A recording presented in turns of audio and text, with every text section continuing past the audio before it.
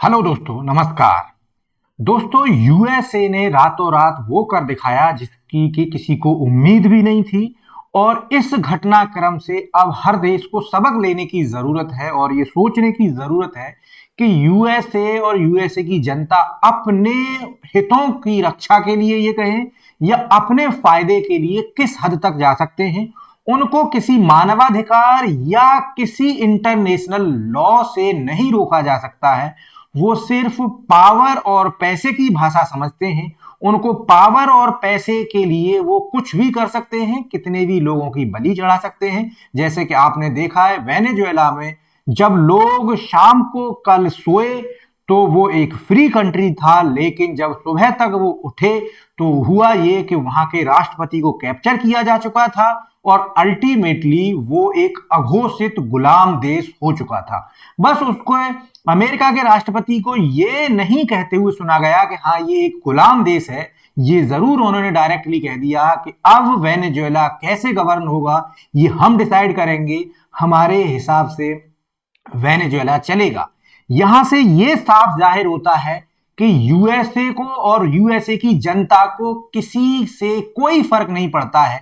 यहीं पर आप देखेंगे कि वहां का जो सबसे बड़ा बिजनेसमैन है आज की डेट का, एलन मस्क, जिसे दुनिया जानती है, उसके यूएस के राष्ट्रपति से बेशक इख्तलाफात हैं, बेशक उससे जो है उसकी जो है चलती रहती है, लेकिन जब यूएसए ने वेनेजुएला को कैप्चर कर लिया, उसके राष्ट्रपति को कैप्चर कर लिया, तो सबसे पहले ट्वीट करके वो डोनाल्ड ट्रंप को बधाई देता है और कहता है कि डोनाल्ड ट्रंप ने बहुत ही बड़ा और अच्छा काम किया है।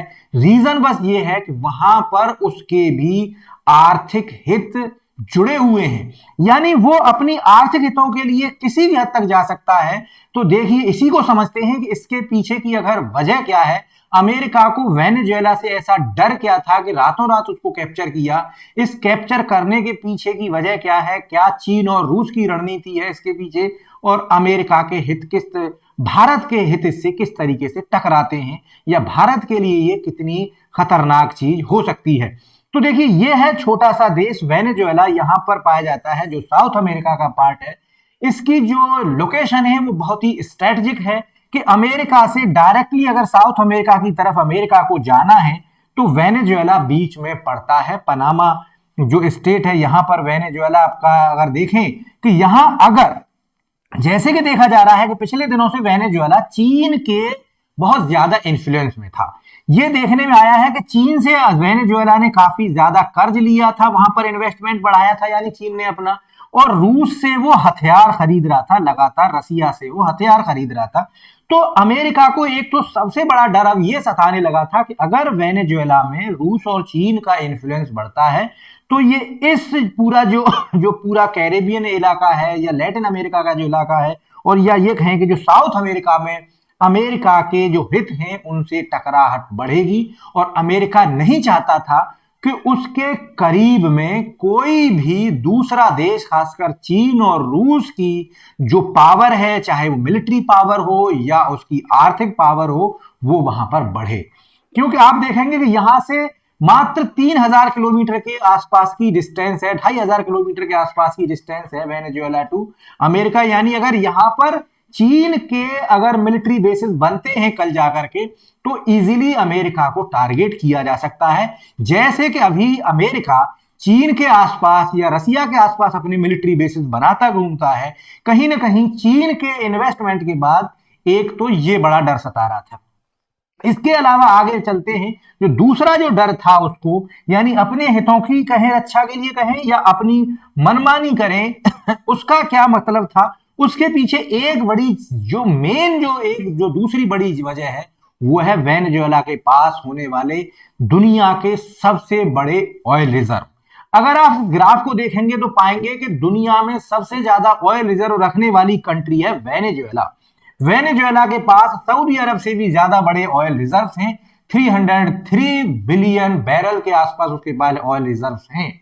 यानी ऑयल रिजर्व्स, यानी दुनिया की ऊर्जा जरूरतों को पूरा करने के मामले में वेनेजुएला के पास बहुत बड़ा ऑयल रिजर्व्स है। और अमेरिका का एक सेट पैटर्न रहा है कि वो ऑयल रिजर्व के लिए ही हर जगह पर लड़ाइयां करता रहा है।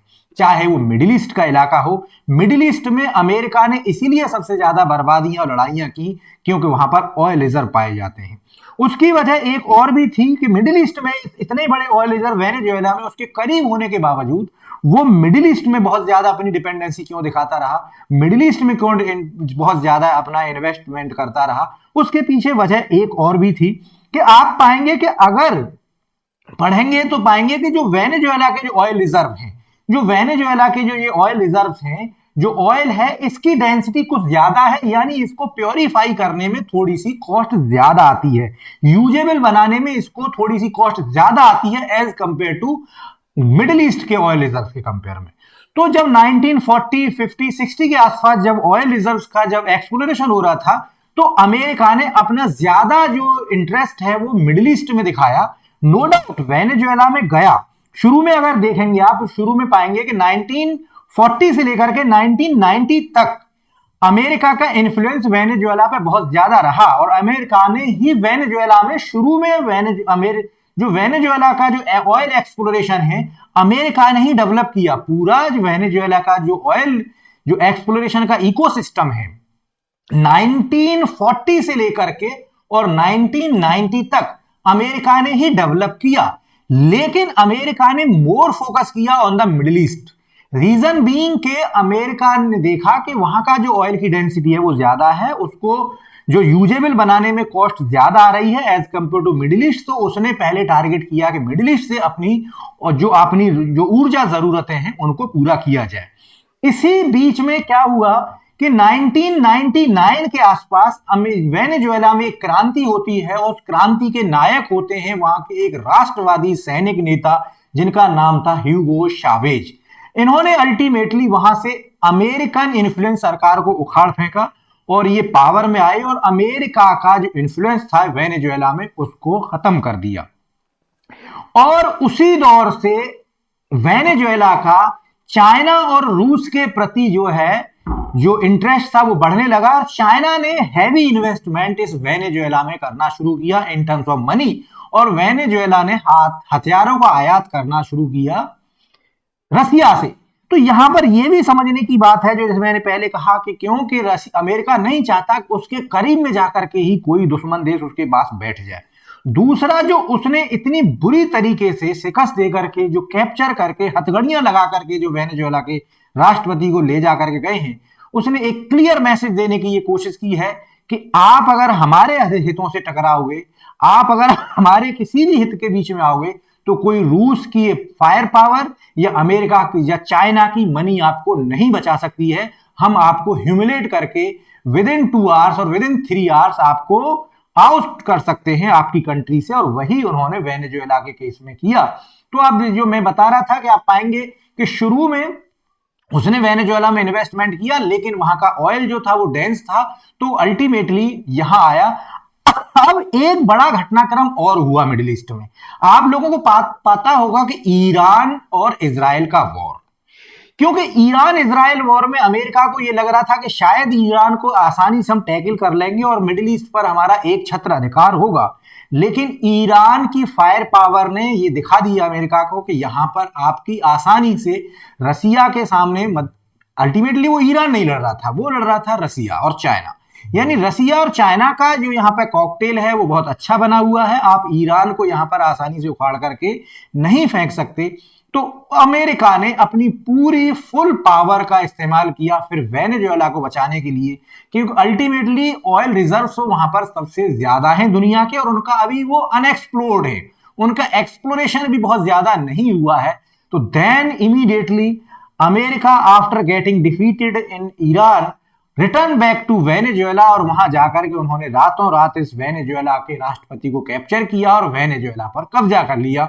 अब हम यहां पर थोड़ी सी बात करते हैं कि भारतीय हित किस तरीके से जुड़े हुए थे। तो देखिए वेनेजुएला से भारत एक बहुत बड़ा ऑयल इंपोर्ट करने वाला देश था, लेकिन अमेरिका के जो सैंक्शंस लगे अभी भारत पर अमेरिकी दबाव में भारत ने काफी हद तक अपनी ऑयल जो आयात था वेनेजुएला से कम किया है, लेकिन फिर भी इंडिया का करीब करीब $200 मिलियन का इन्वेस्टमेंट है, जिसमें हैवी इन्वेस्टमेंट रिलायंस का, नायरा ग्रुप का, हमारी ओएनजीसी जो सरकारी कंपनी है, हमारी आईओसीएल, इनके हैवी इन्वेस्टमेंट वेनेजुएला में है।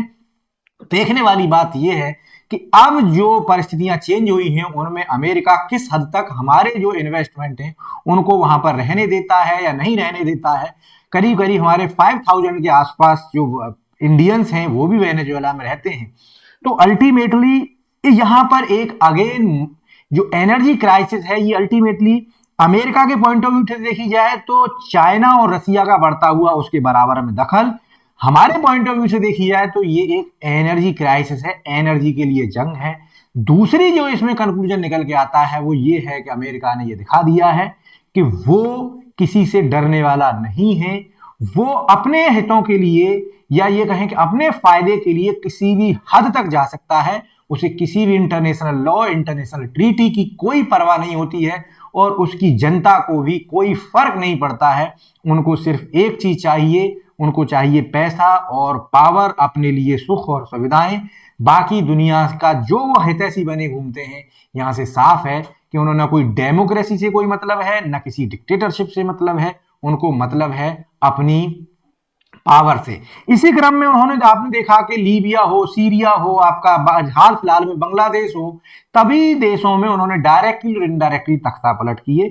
उसी के क्रम में बस एक ये यहां पर उन्होंने ये शो किया है, अपना फायर पावर का उन्होंने मुजाहरा किया है कि हम किसी से रुकने वाले और डरने वाले नहीं हैं। तो बस यहां पर ही मैं खत्म करता हूं दोस्तों। कैसा लगा आपको डिस्कशन, प्लीज कमेंट करके जरूर बताएं। धन्यवाद। Thank you very much.